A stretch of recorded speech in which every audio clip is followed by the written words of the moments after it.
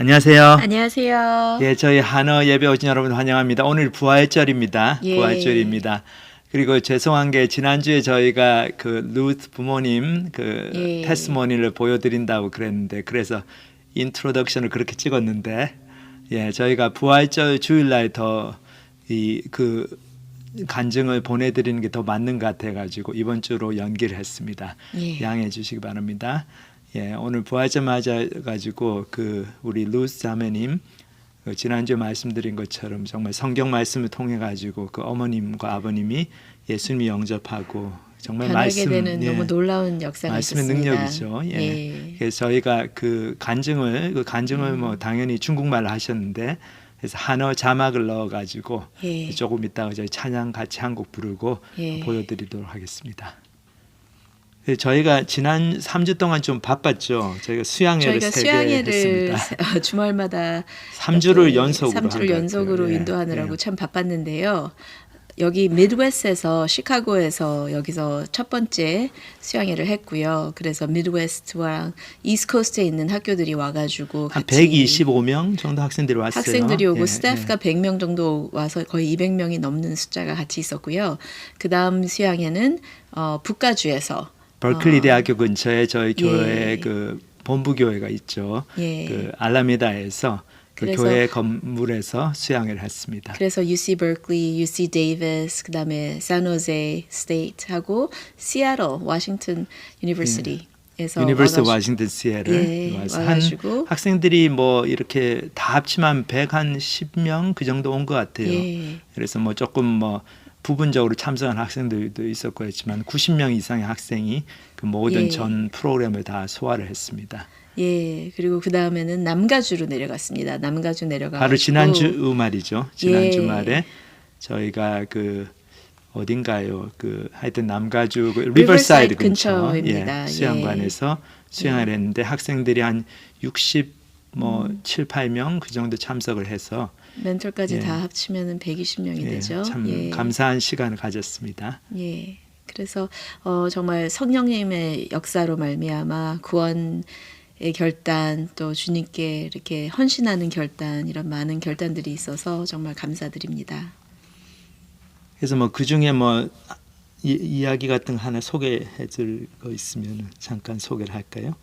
제 생각에는 그 저희 남가주 수양회 할 때 안민 학생들이 많이 왔고 좀 저희가 북가주나 미드웨스트 수양회보다 일정이 빡빡해 가지고 좀 힘들었습니다. 학생들이 예. 굉장히 피곤해하고 그랬는데도 그 중에서도 안민 학생들 중에서 또 우리 UIUC University of Illinois 얼바나 샴페인에서 학생 하나가 왔어요.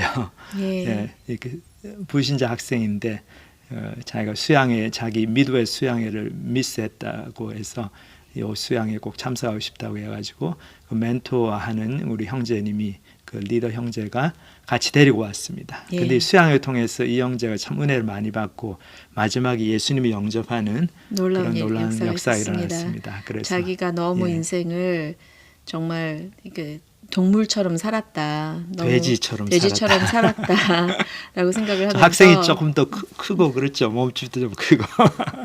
예. 그래서 야 정말 변화받고 싶고 새 삶을 살고 싶고 하는 마음으로 헌신하게 되어서 얼마나 감사한지 모르겠습니다.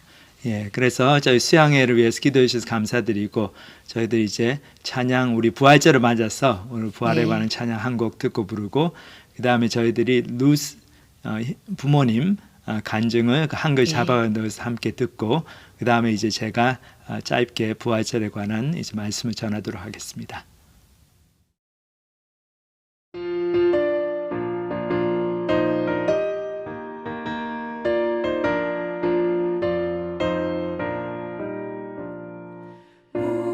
무덤에 머물러 예수 내 구주 새벽 기다렸네 예수 내 주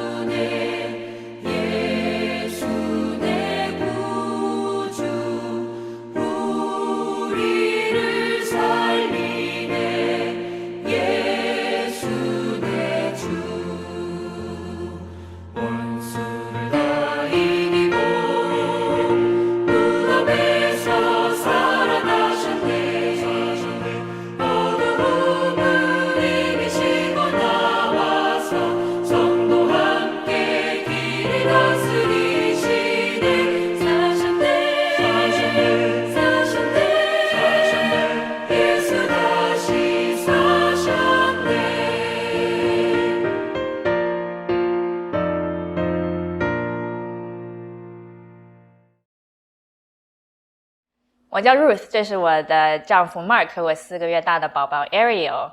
我们现在在麦迪逊国际学生团契服侍。去年10月份，我爸妈从中国来到美国，照顾我生产，帮我照顾宝宝。接下来是他们从无神论者转变到基督徒的故事。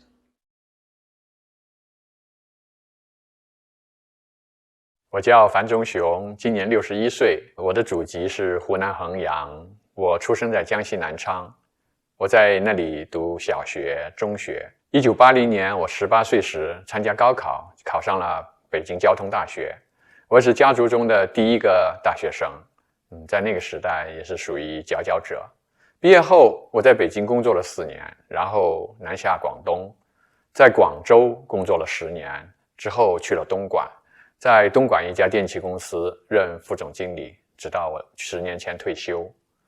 我喜欢读书、运动，也喜欢看篮球比赛，比如 NBA、CBA 等等。我叫韩淑英，今年55岁，我是在北京出生长大的。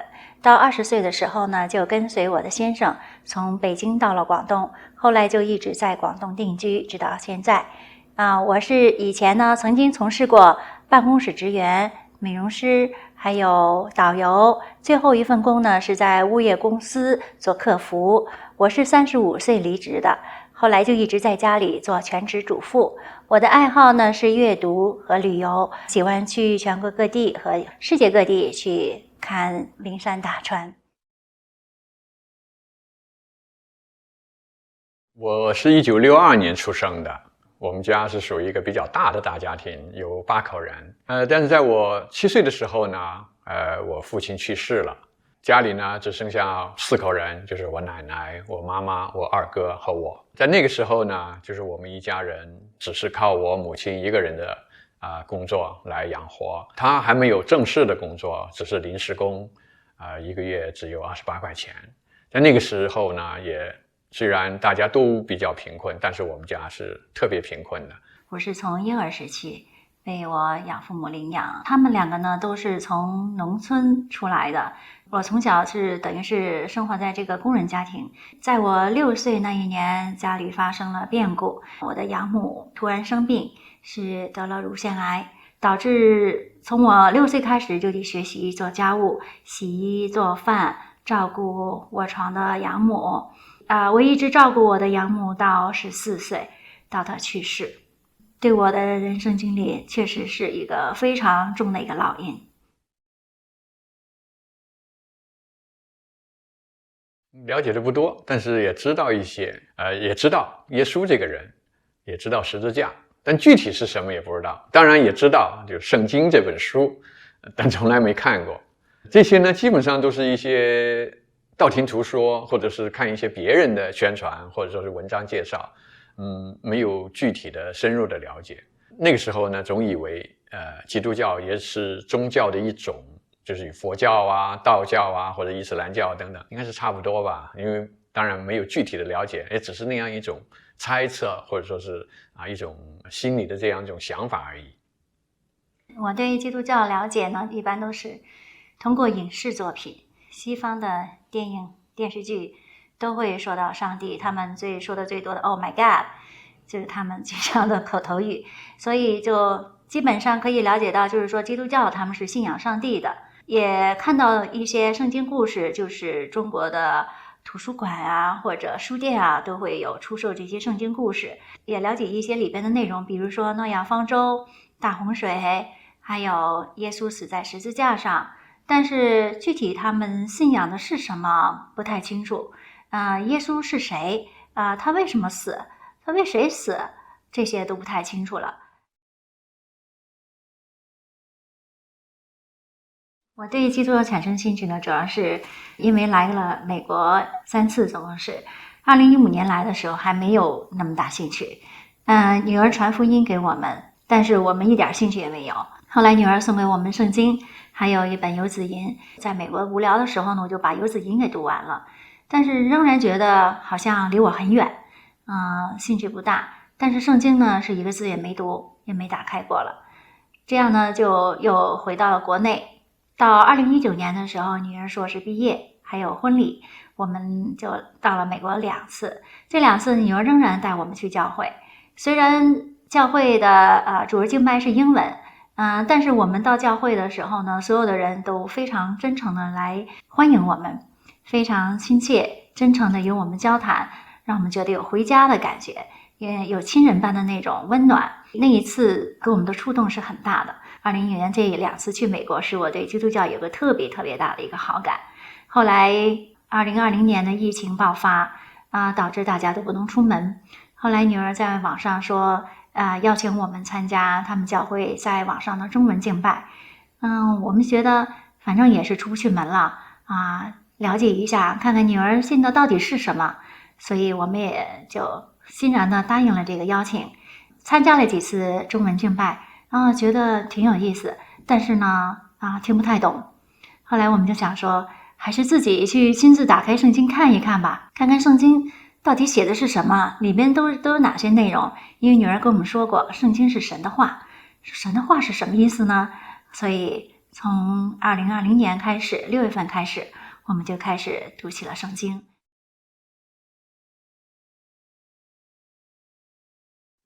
我觉得最困难的就是从进化论转变到创造论，这个过程是比较困难的。一开始读圣经的时候呢，我是抱着读神话故事的态度来读的。这期间呢，女儿也是不断的从网上给我们发来各种各样的资料，证明有神神是创造宇宙万物的创造者，他也是主宰，他是管理者。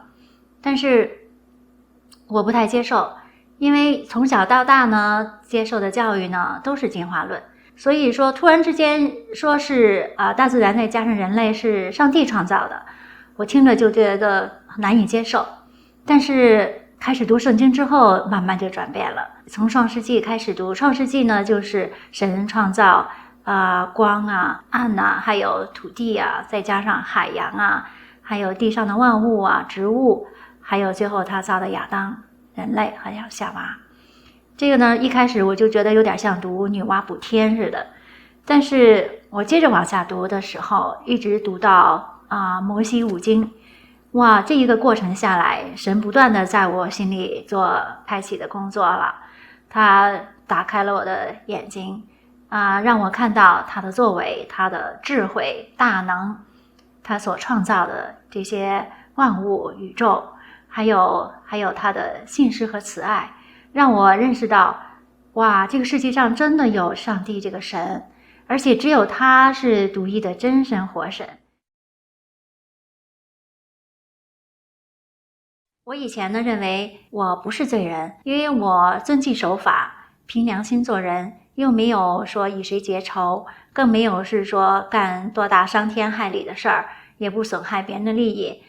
我觉得自己是个好人。再怎么样的话，虽然说道德品格方面不能跟那些高尚人比，但是我也算一个是好公民，没有给国家给政府添乱。后来读了圣经之后才知道，神的标准才是绝对标准。从圣经来说，人从出生就带着罪性的，而这个罪性跟人所说的违法乱纪这些罪不是一回事。上帝所说的罪指的是人背离上帝，不以上帝为主，要自己做主，要以自己的善恶为标准，这个才是人从出生就带来的罪。这是因为我们人类的始祖亚当夏娃吃了禁果之后所带下的。所以说亚当夏娃的所有的后代从出生就带了这个罪性，而这个背离上帝呢，就等于是背离了上帝的良善，还有他的慈爱、信实、圣洁和公义。人活在罪中，不知道什么是圣洁、公义还有慈爱、良善，但是呢，人是不可能靠自己的努力来去除罪恶的，也只有靠耶稣基督才能去除这些罪性，使我们人真正的能够跟随上帝的真理，跟随他的正道，去做一个正直善良的人。这个问题呢，是在读圣经的过程中，就慢慢认识到自己是个罪人，自己是背逆了上帝，背逆了创造者。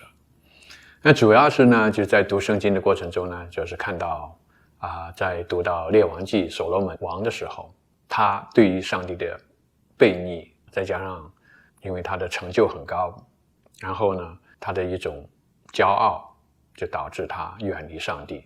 读第一遍圣经的时候，看到这里，就开始慢慢检讨自己，我是不是也是这样一个人？是不是也是一个非常傲慢的、非常自私的、非常骄傲的人呢？但实际上确实如此。因为当我到广东工作以后，基本上都是是在做官的地位吧，就是不管是在工厂啊还是在公司啊，都是权力很大。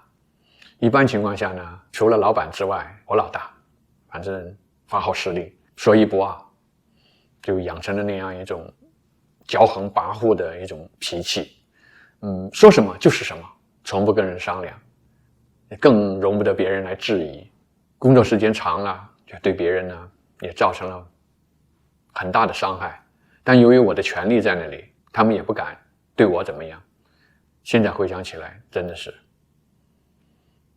对他们的伤害太大了。那么这种脾气呢，这种性格呢，就慢慢养成了以后，回到家里也是一样，对老婆对孩子都是用这种态度。实际上自己还不知道，还以为自己挺好的。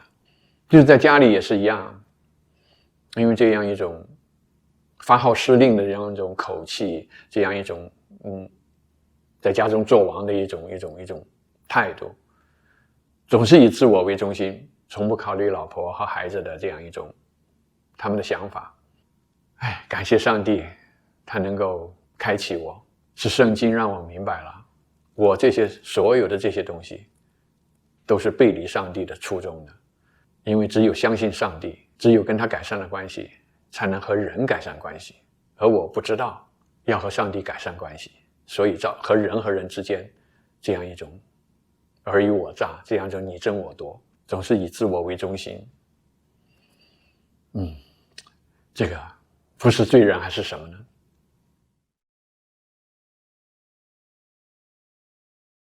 我以前呢是因为求的心理安慰，曾经是拜佛的。其实呢，佛是什么我也不知道，佛经呢也没看过一本。每年的春节的时候，尤其是在广东，非常的流行烧头炷香，大家30晚上都要挤破脑袋的去烧头炷香。我也是一样的，我是大年初1到15中间会选一天去寺庙去烧香，忘了祈求这一年的平安顺利，家人都健康。后来读了圣经之后，神告诉我说，除他以外没有别神，只有他才是独一的真神活神，而其他的那些神呢，都是人自己想象出来的，还有我们人类的无知。因为认识耶和华是智慧的开端，所以说只有认识神，读了圣经之后，神肯定会让你开启对他的认识之旅。感谢神能够让我打碎以前的那种旧有的观念，上帝真的是这个世界的创造者。因为通过读圣经，我认识到自己是一个罪人，神启示了他自己，让我认识了他是创造主，是这个宇宙万物的主宰。我们都是罪人，只有信靠上帝，只有认主耶稣基督为自己的救主，使他的救恩能够临到自己，接受他的救恩，然后由圣灵重生我们的生命，我们这个罪人才能真正的脱离罪恶的捆绑，获得自由，并且能够脱离地狱火湖永久的刑罚。只有认主耶稣基督，我们才能重新做人，做新人。所以说我要成为基督徒，因为神赐给我们重生的生命，也应许给我们永恒的生命。将来神来到世界审判世人的时候，我们就可以跟上帝永远的在一起。这是神给我们的应许，我们有这个永恒的盼望，所以我决志成为基督徒。读圣经以后呢，就是通过圣经，上帝让我明白他才是这个世界的创造者，他是这个世界的主宰。他让我相信只有信靠耶稣才能够得到救赎，我们才能够通过耶稣基督回到他的身边，与他改善关系，是他给了我这样的信心，所以我决定要相信他，依靠他，顺服他。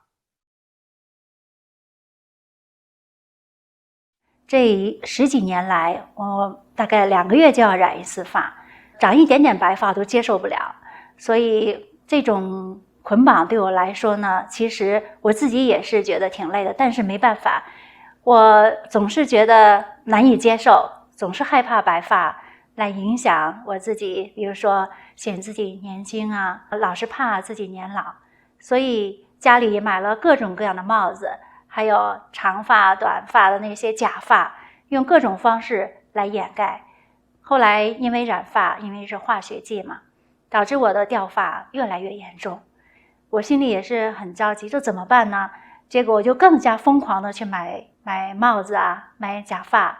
经过读圣经之后，神改变了我。突然有一天，我看到自己的白发长出来，并没有觉得那么丑陋了，反而觉得很自然。追求那种年轻漂亮，已经觉得意义不大，所以我就开始心里有一个想法，就是不再染发了。可是10几年来的那种习惯和观念，总是觉得不染发让别人看起来自己岂不是像一个老太婆嘛，又觉得很纠结，所以就这样思想斗争了将近1个多月左右的时间，最终决定还是不染了。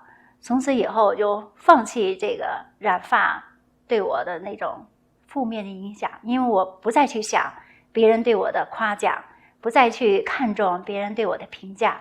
后来我就真正的以白发示人，真正的以自己真实的面貌来示人，别人的眼光，别人的评价不再那么看重，心里放下了一块好像背负了很沉重的负担一样，让我既轻松又自在，非常的开心。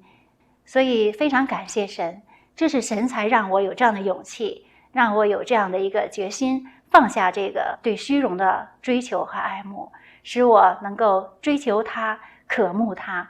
非常感谢神，这是神给我的一个最大的一个经历。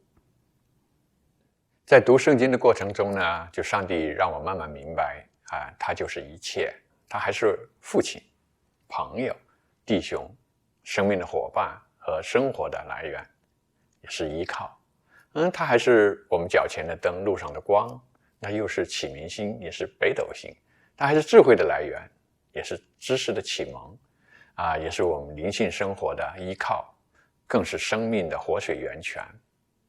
在我的生活中我就几乎没有什么父亲的形象。自从我父亲死了以后，我就一直能够记住的好像就2个形象，一个是慈父的形象，另外一个呢就是一个病危的形象。那么慈父的形象呢，是我记得有一次我和邻居的小伙伴在打架，我把那个小伙伴就压在地上，正好这个时候呢我父亲下班回家，他看见我们2个人在打架他就走过来，他就把我拉起来看了看我，见我没有什么事儿，他就把我拉到一边，然后又去把我的小伙伴拉起来看见我的小伙伴的额头呢被那个石子磨破了一点皮，他看了看好像觉得没什么事儿，他就拉着我的手就把我领回家。在路上我感觉到得到父亲的慈爱，好像他并没有责怪我跟别人打架，那种感觉很得意。然后我还特意的回过头来看了看小伙伴，那种很开心的样子另外一个父亲的形象呢，就是他病危在床上的时候，那个时候我们去医院看见他，但是我不敢面对他，因为他脸上就是因为病痛扭曲那种形象特别不好，我就很害怕，就躲在一边第2天还是第3天再见到他的时候，就是在太平间里面那种冰冷的形象使我一直无法忘记在那个时候呢，我就知道我失去了我的父亲从此以后呢，我要自己面对以后的生活从那之后呢，就不再和年长的男人聊天谈话即使是包括自己的舅舅、姑父，甚至包括老师我基本上都不跟他们交谈，因为我体会不到来自长辈男人的那种爱、那种关怀就觉得缺少了很多随着读经次数增多以后，能够慢慢让我体会到上帝就是慈父，他对待以色列人，对待爱他信他的人他是以那种关爱的形象，那种慈爱的形象让我慢慢觉得好像真的有一个慈父在我心中他的形象慢慢出现了，他就一直在关心我，好像我又想起了小时候我父亲的那个慈父的那个样子。上帝就是这样一个慈爱的父亲，我有这样一个慈父也就够了真的能够从心里能够深深的感受到。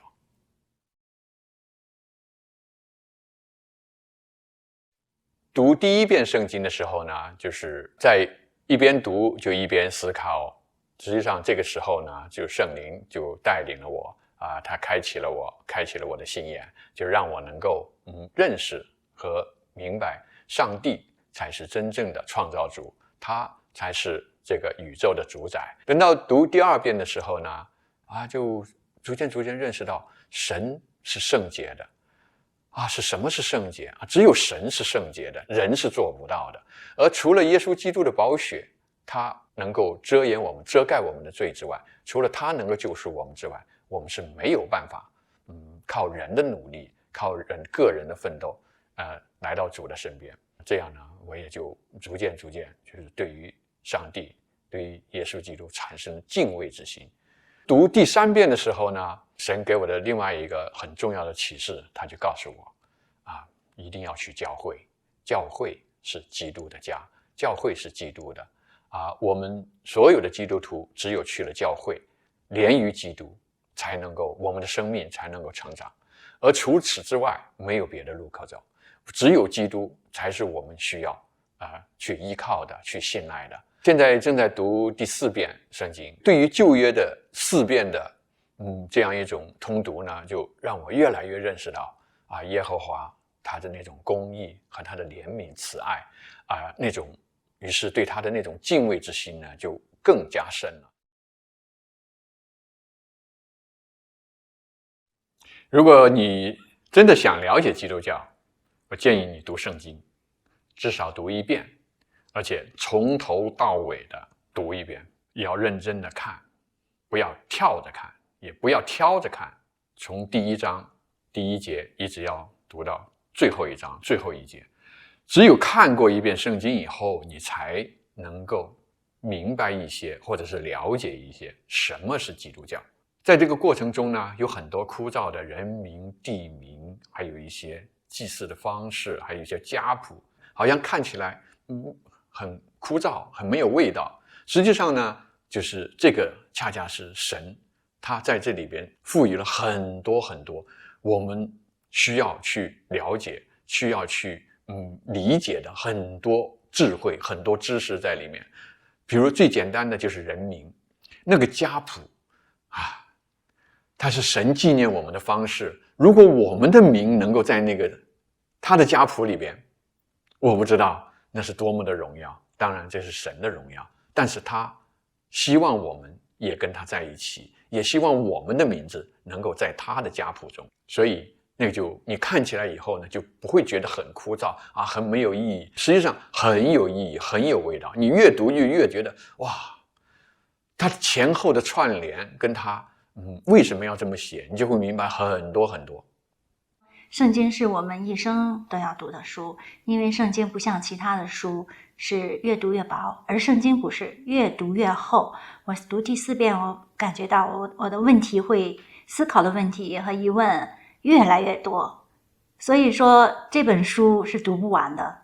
每一遍神所带领我们，圣灵所启示给我们的都不一样，所以说这是一本值得一辈子都要读的书，因为真道只有他那里有，其他的书上都没有。还有一些在我们基督教里边的一些属灵的伟人，他们有很多书，也可以，如果有时间也可以看一看。比如说天路历程，比如说重审耶稣，比如说铁证待判，还有游子吟、与神同在等等，太多了你可以看一些这些人的书，也可以从另一方面了解一下基督教。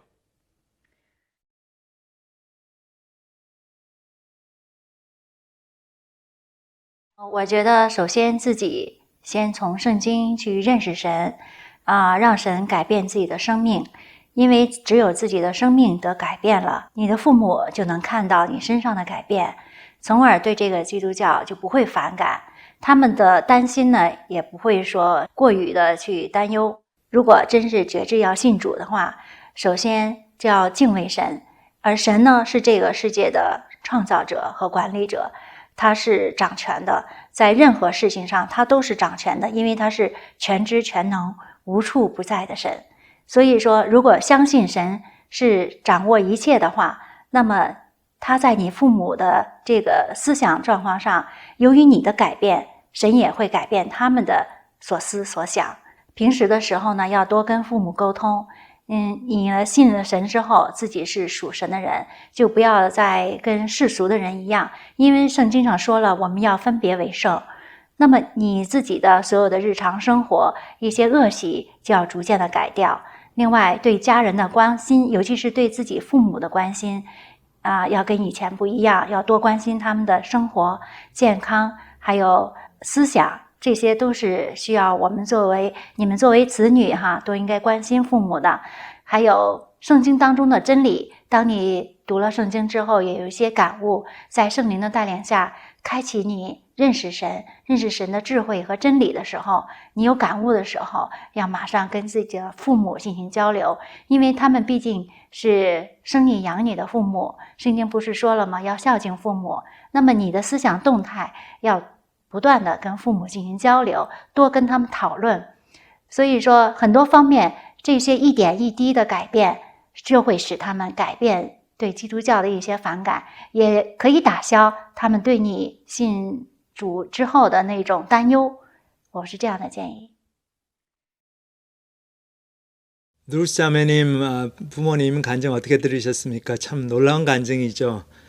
본인들이 이제 성경을 2번씩 읽고 그걸 통해서 예수님 만나게 되고, 또 지금도 성경을 지금 4번째 읽고 계신데 읽으실 때마다 하나님께서 놀라운 깨달음을 더 주셔가지고 교회의 중요성이라든지 하나님의 거룩하심, 또 자신들의 죄인됨을 분명히 깨닫게 하시고, 우리 루스 자매님 하시는 말씀이 지금 이제 부모님께서 그 산후조리 도와주러 지금 와 계신데, 그 루스 자매님 집에 위스콘신 메디슨에서 국제 학생 사역을 하고 있는 자매님, 그리고 그 남편이죠. 근데 부모님 보면은 이렇게 교회 가고 그리고 아이들도 돌봐주고 그 시간 외에는 항상 성경을 읽으신대요. 성경 읽으시고 얘기하시는 게 취미생활, 제일 좋은 엔터테인먼트다. 그렇게 말씀하시면서 계속 성경을 읽으시고 기도하시고 성경 공부 같이 나누시고, 그러니까 정말 하나님께서 얼마나 기뻐하시겠습니까? 참 저희들 많은 부모님들이 이제 코리안 드라마 보시고 다른 거 하시느라 바쁘신데 골프 치러 다니시고 그 시간 조금 내어가지고 성경을 더 읽으시면은 정말 하나님의 그 놀라운 은혜를 더 경험하게 될 것 같습니다. 그래서 저희 오늘 이제 부활절 맞아가지고 잠깐 이제 하나님 말씀 나눌 텐데, 저희는 누가복음 24장을 같이 좀 읽으면서 이렇게 내용을 보면서 같이 은혜 받는 시간을 가지겠습니다. 누가복음 24장에 보면 이제 예수님께서 십자가에 못 박히시고 나가지고 이틀 지나가지고 안식 후 첫날 새벽에 처음으로 이제 부활 사건을 목격하게 되는 그 여자들이 얘기가 나옵니다. 제가 읽겠습니다. 안식 후 첫날 새벽에 이 여자들이 그 준비한 향품을 가지고 무덤에 가서 돌이 무덤에서 굴려 옮겨진 것을 보고 들어가니 주 예수의 시체가 보이지 아니하더라. 이로 인하여 근심할 때 문득 찬란한 옷을 입은 두 사람이 곁에 섰는지라 여자들이 두려워 얼굴을 땅에 대니 두 사람이 이르되 어찌하여 살아있는 자를 죽은 자 가운데서 찾느냐. 여기 보면 이제 여자들이 안식 후 첫날 새벽에, 여자들이 참 감사하죠. 남자들은 그 제자들은 지금 두려움에 떨고 있는데 그 이 자매님들은 예수님의 그 마지막 가는 길 그 돌아가셨지만은 그 시체라도 좀 염을 해드리기 위해 가지고 그 향품을 가지고 무덤에 갔습니다. 근데 무덤에 갔는데 놀라운 일을 보게 되죠. 예루살렘 그 주변에 있는 무덤들 다 이제 동굴 무덤인데, 그래서 시체를 이렇게 안장을 한 다음에 안치를 한 다음에 그 동굴의 입구를 큰 돌로 막게 돼 있는데, 그렇게 그 동굴 입구를 막고 있던 돌이 굴려져서 이렇게 열려 있는 거죠, 무덤이. 그래서 들어가 보니까 시체가 없어요. 보니까 주 예수의 시체가 보이지 아니하더라. 이로 인하여 근심할 때에 무릇 찬란한 옷을 입은 두 사람이 곁에 섰는지라. 찬란한 옷을 입은 두 사람은 아마 천사를 가리키는 것 같아요. 천사 두 사람이 나타나가지고 있으니까 여자들이 깜짝 놀래죠. 그래 여자들이 두려워 얼굴을 땅에 대니 이 두 사람이 이르되, 천사가 뭐라고 합니까? 어찌하여 살아있는 자를 죽은 자 가운데 찾느냐 그랬어요. 예수님께 살아나셨다는 거죠. 살아나셨기 때문에 이 무덤에는 안 계시다는 거죠. 자, 이 소식을 들으고 나서 여자들이 얼마나 놀랬겠습니까? 천사가 이제 계속 얘기를 합니다. 여기 계시지 않고 살아나셨느니라. 갈릴리에 계실 때 너에게 어떻게 말씀하셨는지를 기억하라. 여기 보면 참 중요한 말씀하죠. 천사가 너에게 이미 말씀하셨다는 거죠. 갈릴리에 계실 때에 너에게 어떻게 말씀하셨는지를 기억하라. 그러니까 예수님께서 당신이 이제 죽고 3일 만에 부활하실 거를 이미 말씀하셨다는 거죠. 여기 보면 이르시기를 인자가 죄인의 손에 넘겨져 십자가에 못 박히고 제3일에 다시 살아나야 하리라 하셨느니라. 자, 여기 보면 인자라는 단어가 나오는데 사람의 아들, 이거는 예수님께서 당신을 지칭하실 때 주로 사용하셨던 표현입니다. 그래서 예수님께서 죄인의 손에 넘겨져서 그 사악한 대제사장들 그리고 종교 지도자들의 손에 넘겨져 가지고 십자가에 못 박히시고 3일 만에 다시 살아나야 하리라. 이 말씀 예수님께서 그 십자가를 지시로 예루살렘을 올라가는 길에서 3번에 걸쳐서 말씀하셨습니다. 반복해서. 근데 이제 제자들이 신경을 안 쓴 거죠. 그리고 이 여자들도 같이 거기 예수님 쫓아다녔기 때문에 같이 들었을 텐데 기억을 못 합니다. 그래서 천사들이 그걸 상기를 시켜주는 거죠. 그렇게 하니까 그들이 예수의 말씀을 기억하고, 너무 중요한 구절입니다. 이 여자들이 예수님의 말씀을 기억하기 시작했어요. 그래서 무덤에서 돌아가 이 모든 것을 11 사도와 다른 모든 이에게 알리니 이 여자들은 막달라 마리아와 요한나와 야고보의 모친 마리아라. 또 그들과 함께한 다른 여자들도 이것을 사도들에게 알리니라. 자, 여자들이 예수님께서 야 이렇게 말씀하셨지 맞다. 그때 우리에게 그때 좀 우리가 잘 이해를 못했는데 예수님께서 이 죄인들의 손에 넘겨져 가지고 십자가에 죽으시고 근데 3일 만에 부활하실 것을 말씀하셨다. 그걸 기억을 하니까 이제 부활 사건이 믿어지는 거죠. 아, 그래서 예수님의 시체가 그 무덤에 없구나. 아, 예수님께서 살아나셨구나.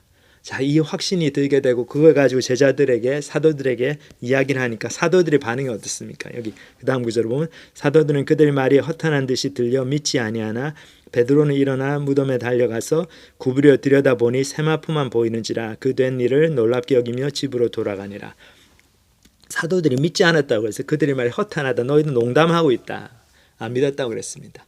아마 사도들이 좀 이렇게 성차별 의식이 있었던 것 같아요. 그러니까 여자들이 또 와서 하니까 야, 너희가 너무 슬픔에 잠겨가지고 뭐 잘못 봤나 보다. 아니면 너희 뭐 좀 정신이 이상해졌나 보다. 이렇게 생각하는 거죠. 근데 참 이 부활 사건에 관한 이 기록을 보면 얼마나 이 부활 사건이 놀라운 사건이었나. 제자들조차도 그리고 예수님을 쫓아다니는 여자들조차도 일어나리라고 생각을 못했던 사건이었어요. 그리고 부활 사건을 둘러싸서 사람들이 보인 반응이 굉장히 솔직하게 기록이 되어 있습니다. 이 부활 사건이 만약에 제자들이 그냥 자기들이 꾸며낸 사건이라면, 꾸며낸 보고 리포트라면 이렇게 여자들을 첫 번째 증인으로 세우지 않았겠죠. 왜냐하면 여자들의 증언이 그 당시에는 법정에서 효력이 없었습니다. 굉장히 남존여비 그런 문화가 심할 때니까. 그러니까 여자들이 처음으로 그거를 봤다. 이게 별로 부활 사건을 이렇게 입증하는데 도움이 안 되죠. 그래서 이 부활 사건을 여자들이 그냥 꾸며내서 자기들이 그냥 fabricate 해가지고 거짓으로 기록을 한 것이다. 소설을 쓴 거라고 하면은 이렇게 소설을 안 썼겠죠. 근데 실제로 일어난 일이니까 있는 그대로 이렇게 리포트를 한 겁니다. 여자들이 처음 봤고 제자들은 좀 부끄럽게도 그 예수님의 대사도들을 그 믿지 않았다는 거죠. 여자들의 말을 농담으로 여겼다. 허탄한 말로 여겼다. 그랬습니다. 이걸 보면 얼마나 이 부활에 관한 기록이 사실인가. 정말 실제로 일어난 거를 그대로 기록한, 솔직하게 기록한 그런 기록물이라는 걸 볼 수 있습니다. 자, 이제 안 믿었지만 베드로는 일어나 무덤에 달려가서 굽히려 들여다보니 세마포만 보이는지라. 세마포라는 게 이 수위를 얘기하는 거죠. 예수님께서 돌아오시고 나서 이제 그 동굴 무덤에 누울 때 이렇게 예수님의 몸을 감쌌던 그 수위를 얘기합니다. 그 된 일은 놀랍게 여기며 집으로 돌아가니라. 자, 이게 베드로도 그거를 보고 놀랐는데, 야 무덤에 예수님의 시신이 없고 그냥 수위만 있구나. 근데 예수님께 정말 부활을 하셨을까? 그 거에 대한 확신은 아직 없었어요. 그냥 기이 여기고 놀라고 돌아갔습니다. 자, 그 다음에 어떻게 됩니까? 예수님의 제자들의 반응이 그 여자들의 말을 충분히 믿지 않았다는 것을 알 수 있는 증거가 여기 나옵니다. 보면은 그날에 그들 중 두 사람이 예수님의 제자들 두 사람이 예루살렘에서 25리라 되는 엠마오라 하는 그 마을로 엠마오라고 불리는 마을로 갔다고 그랬어요. 25리니까 10km 정도 되죠. 근데 이런 그런 굉장히 급박한 상황에서 이 제자 둘이가 왜 엠마오로 갔겠습니까? 아마 추측건데 이제 예수님의 돌아가시는 걸 보고 실망해가지고 이제 자기들이 뭐 엠마오에서 벌여놓은 옛날에 하던 사업이 있었는지 아니면 새로 직장을 잡기 위해서 그래서 간 것 같아요. 자기들 비즈니스 때문에.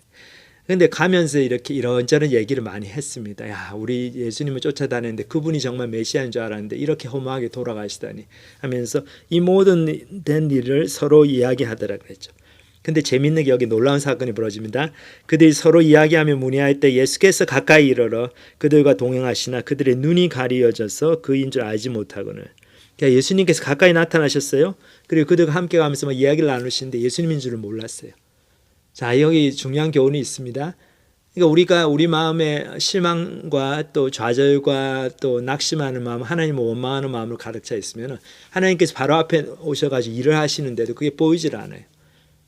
하나님의 역사를 볼 수 있는 눈이 안 열리고 하나님 말씀 통해서 약속의 말씀 주시고 격려를 해주시는데도 그거가 눈에 들어오지 않고 귀에 들리지가 않습니다. 그렇기 때문에 저희가 하나님 말씀을 들어 나올 때는 내 생각을 내려놔야 돼요. 좀 내가 내 느낌이 있고 내가 슬픈 마음이 있고 화가 나고 낙심이 되고 그래도 그거를 좀 이렇게 옆으로 밀쳐내고 마음을 열고 하나님께서 무슨 말씀을 또 새롭게 하시느냐 그 마음을 열고 그 말씀을 듣는 그런 겸손한 자세 그리고 믿음의 자세가 필요합니다. 자, 그래서 예수님께서 오셔가지고 뭐라고 하십니까? 그날이 예수께서 이르시되 너희가 길 가면서 서로 주고받고 하는 이야기가 무엇이냐 하시니 두 사람이 슬픈 빛을 띠고 머물러 서더라. 자, 예수님께서 이 사람들을 책망하지 않으시고 그 사람들이 말하는 거를 심정을 들어보기를 원하십니다. 그래서 그냥 모른 척하면서 계속 나그네로 위장을 하면서 무슨 얘기하고 있었습니까? 하고 물어보죠. 그러니까 두 사람이 슬픈 빛을 띠고 머물러 서느냐.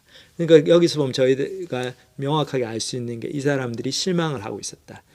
그렇기 때문에 엠마오로 내려가고 있었고 엠마오로 가서 뭐 자기들이 옛날에 하던 비즈니스를 다시 그 직장을 이렇게 그 직장 생활로 돌아가려고 하는 그런 마음으로 내려가고 있었던 것 같아요.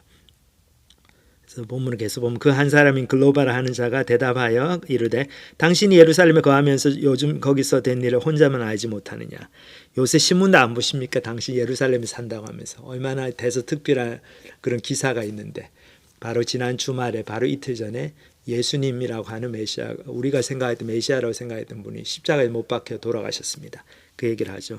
이러시되 무슨 일이냐 이러네. 예수님께서 굉장히 여기 능청스러우십니다. 그냥 계속 뭐 나는 몰랐는데 what thing 이렇게 물어보시죠.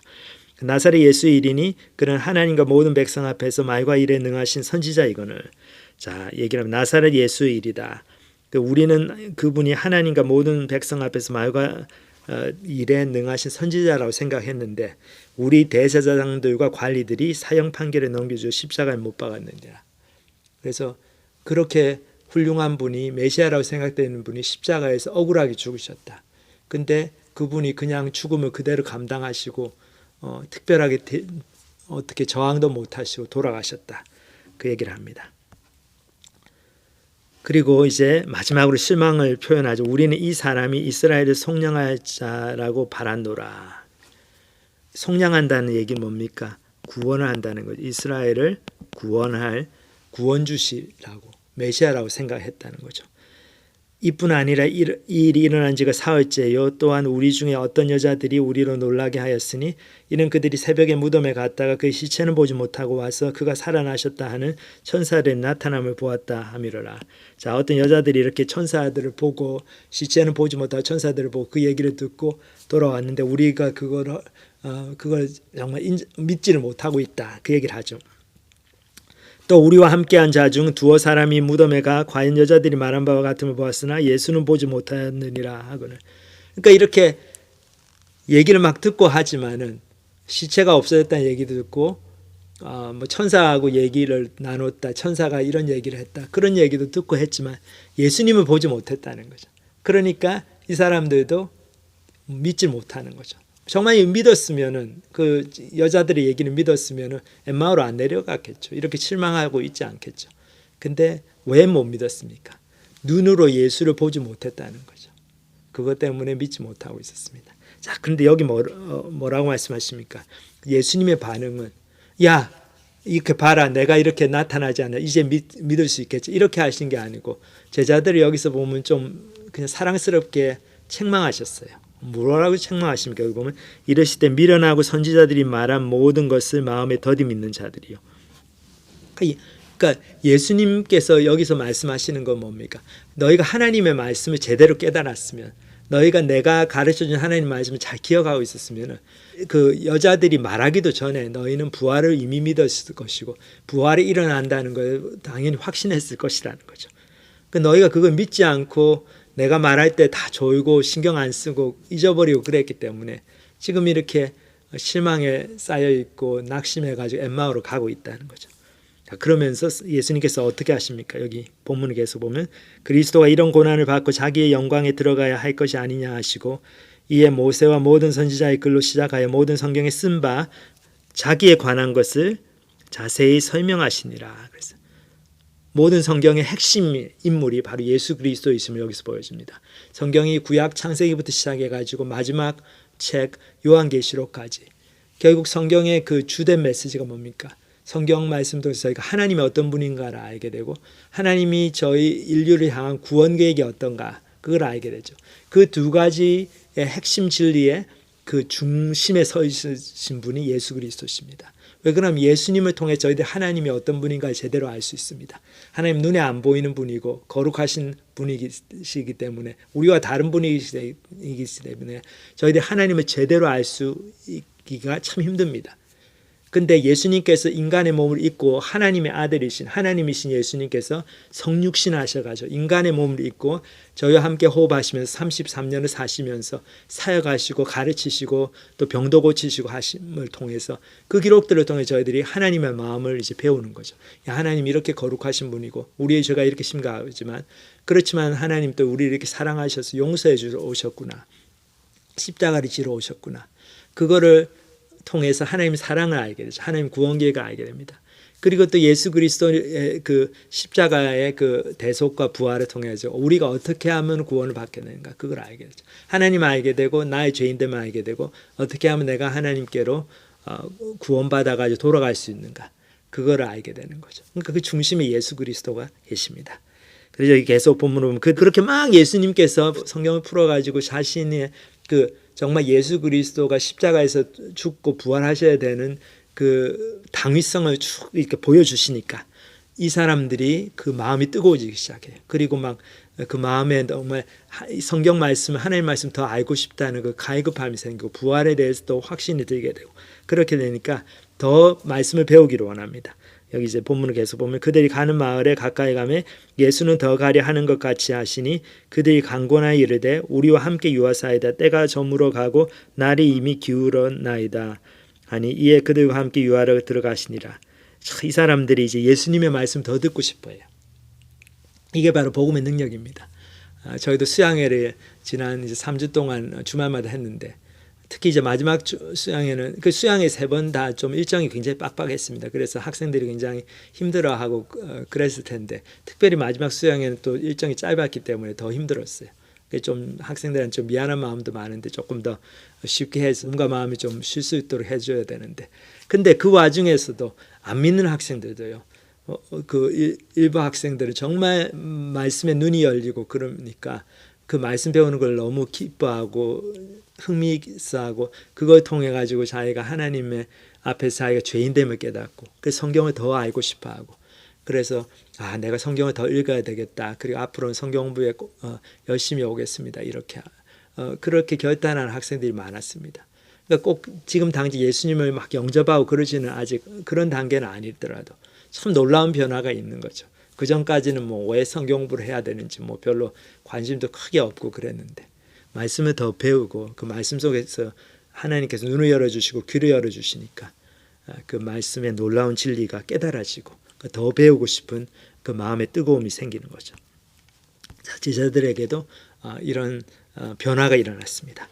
그래서 그 다음 구절 보면 그들과 함께 음식 잡수실 때 떡을 가지사 축사하시고 떼어 그들에게 주시니 그들의 눈이 밝아져 그인 줄 알아보더니 예수는 그들에게 보이지 아니하시는지라.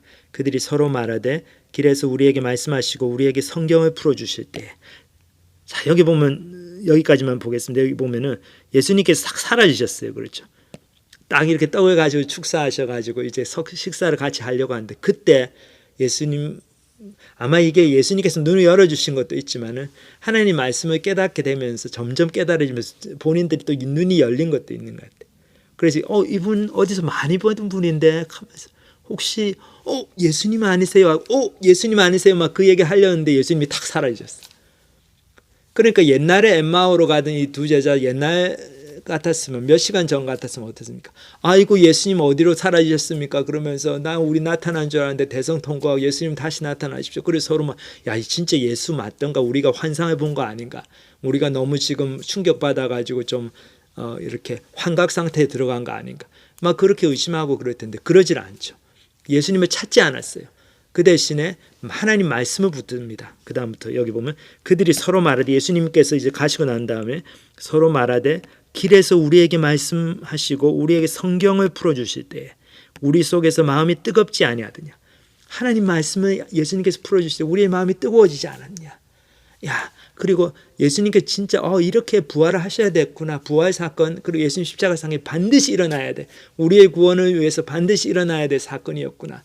그거를 깨달아지니까 우리가 얼마나 마음이 뜨거워지고 이 믿음이 생기고 그리고 엠마오로 왜 가냐 우리가 다시 돌아가야지 그 마음이 생기고 그러지 않았느냐. 참 그래서 거기서 확신을 갖게 됩니다. 그래서 바로 행동으로 옮기죠. 계획을 변경합니다. 이거 보면 하고 그때로 일어나 예루살렘에 돌아가 보니 자 예루살렘으로 돌아갔어요. 엠마오로 가서 뭐 다시 직장 잡고 할 계획 다 취소하고 바로 돌아가죠. 하나님 말씀이 정말 떨어지고 말씀으로 우리의 마음이 뜨거워지고 우리의 눈과 귀가 열리면은요 우리가 누가 하지 말라고 그래도 누가 막 말려도 우리의 계획을 바꿉니다. 우리 인생의 목적이 바뀝니다. 그래서 사는 방법이 바뀌고 가치관이 바뀌고 결정들이 바뀌죠. 그래서 예루살렘을 돌아갔어요. 11 제자 및 그들과 함께한 자들이 모여있어 말하기를 주께서 과연 살아나시고 시몬에게 보이셨다 하는지라. 자, 11 제자들도 시몬 베드로로부터 소식을 듣습니다. 시몬 베드로에게 예수님께서 나타나셨다. 그러니까 엠마오로 갔던 제자들도 우리에게도 나타나셔가지고 근데 나타나신 것뿐만 아니라 말씀을 풀어주셨다. 그 얘기를 하죠. 자, 이것을 통해서 제자들이 이제 부활에 대한 확신을 점점 갖게 됩니다. 예수님의 십자가의 사건과 부활 사건은 그냥 예수님께 십자가에 죽으신 게 그냥 참 예수님이 안 됐다 그렇게 불행하게 나쁜 놈들에 의해 가지고 그냥 너무나 참 운이 없게 황당하게 돌아가셨구나 참 안 됐습니다. 그런 게 아니죠. 반드시 일어나야 될 사건이었고 예수님 부활하신 게 그냥 뭐 어쩌다 보니까 하나님께서 다시 살려주셔가지고 기적 대단한 기적이네요. 와 good for you 예수님 축하드립니다. 그게 아니죠. 그 부활 사건도 반드시 일어나야 될 사건 하나님의 구원 계획의 성취를 위해서 마지막에 반드시 일어나야 될 사건이 일어난 것뿐입니다. 하나님의 약속이 성취가 된 거죠. 그렇기 때문에 십자가의 사건과 부활 사건은 이 두 가지는 우리가 성경을 가지고 성경의 눈이 열려가지고 하나님의 말씀을 깨닫게 되면요 이 두 가지가 자연스럽게 믿어집니다. 둘 다 참 믿기 어려운 사건일 수 있어요. 그냥 우리가 맨정신으로 믿으려고 그러면 상식적으로 생각하면 하지만 우리가 하나님이 살아계시고 하나님이 우리 인간의 구원을 위해서 이렇게 창세전부터 계획하시고 쭉 이루어 가신 사건 그 구원 계획의 백미구나 하이라이트구나 꼭 일어나야 될 사건이구나 그게 마음으로 깨달아지면 하나님의 말씀 믿어지기 때문에 부활 사건도 믿어지게 됩니다. 그것이 바로 루스 부모님에게 일어났던 놀라운 구원의 역사이고 저희들에게도 그 구원의 역사가 일어납니다. 저희들 마음을 열고 하나님 말씀 읽고 묵상하고 공부하고 참 그걸 통해 가지고 부활을 정말 믿으시고 그리고 십자가 사건이 나를 위해서 예수님 돌아가셨다. 딴 사람을 위해서가 아니고 내 친구 남편을 위해서가 아니고 나를 위해서 죽으신 그 사건이구나. 그리고 이 부활 사건, 이 부활이 있어야지만 나의 구원이 완성이 되는 그 놀라운 하나님의 능력과 하나님의 은혜가 드러나는 꼭 일어나야 될 사건이구나. 그것이 깨달아지면 저희 삶이 완전히 바뀝니다. 엠마오로 가던 제자들이 예루살렘으로 돌아온 것처럼 저희도 그런 놀라운 변화, 놀라운 그 결정의 변화, 계획을 바꾸고 삶의 목적을 바꾸고 하는 변화들이 일어납니다. 이 모든 것을 경험하게 되시는 축복을 누리시는 여러분이 되시기를 기도드립니다. 부활의 아침에 정말 예수 부활하셨네.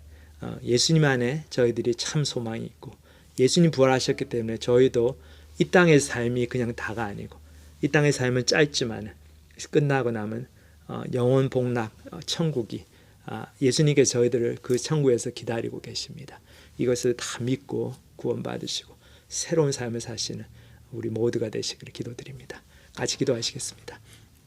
하나님 아버지 감사합니다. 오늘 루스 자매님 부모님의 놀라운 간증을 통해서 또 엠마오로 가던 제자들에게 나타나셔서 하나님 말씀을 풀어주시는 그 부활하신 예수님의 그런 놀라운 모습을 통해서 저희들에게 하나님 말씀의 능력을 다시 한번 깨닫게 하시니 감사드립니다. 저희들 마음을 열고 겸손하게 하나님 말씀을 찬찬히 공부하고 읽고 그 말씀이 정말 무엇을 뜻하는지 고민해보고 내 삶에 적용함을 통해서 저희들이 이 부활 사건 이것이 그냥 초자연적인 기적이 아니고 그것을 훨씬 뛰어넘어서 반드시 일어나야 될 정말 하나님의 구원계에서 가장 중요한 사건인 것을 저희들이 깨닫고 그래서 정말 자연스럽게 이 부활 사건을 믿게 되고 확신하게 되는 그런 축복을 저희들에게도 허락하여 주시옵소서. 그것을 통해서 엠마오로 가던 제자들이 계획을 바꿔가지고 예루살렘으로 돌아와서 다시 주님의 일에 동참한 것처럼 저희도 세상을 따라 살고 내 욕심을 따라 살고